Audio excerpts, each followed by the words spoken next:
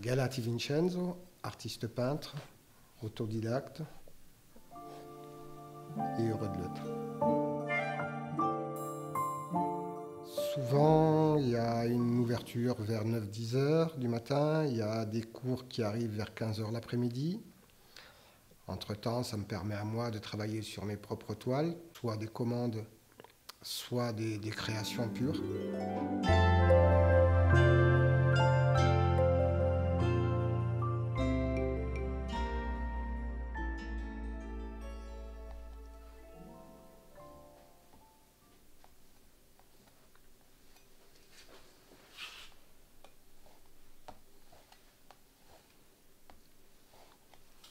Voilà, dans l'absolu.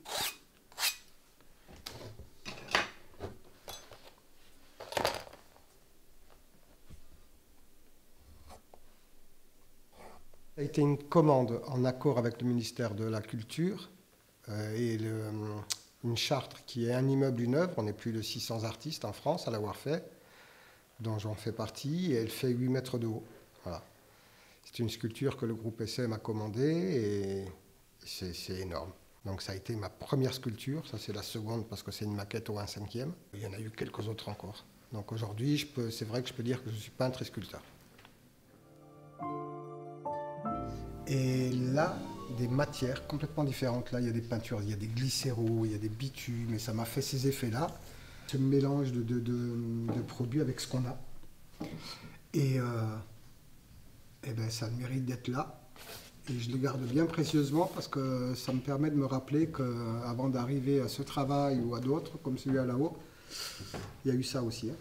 Donc il faut toujours passer par un début. Quand j'ai commencé à peindre, j'ai essayé plein de trucs avec des pinceaux, des petites toiles. J'ai réussi à vraiment m'exprimer quand j'ai commencé à peindre comme quand je travaillais, comme quand je cuisinais. Donc j'ai réutilisé quasiment les mêmes couteaux, les mêmes outils, la même façon sur une table, comme si j'envoyais un service. Enfin, et là, c'est devenu naturellement. Voilà. Je fais rarement une seule toile en même temps, j'en fais toujours 2 ou 3, et comme si je préparais un repas ou un service. Voilà.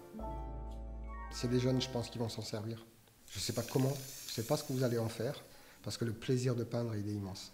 De toucher la matière, de créer, de trucs. Donc si on passe tout, ça va être une nouvelle technique et ça va être génial de le faire aussi, parce qu'ils vont s'éclater tant que nous, on s'est éclaté avec nos matières.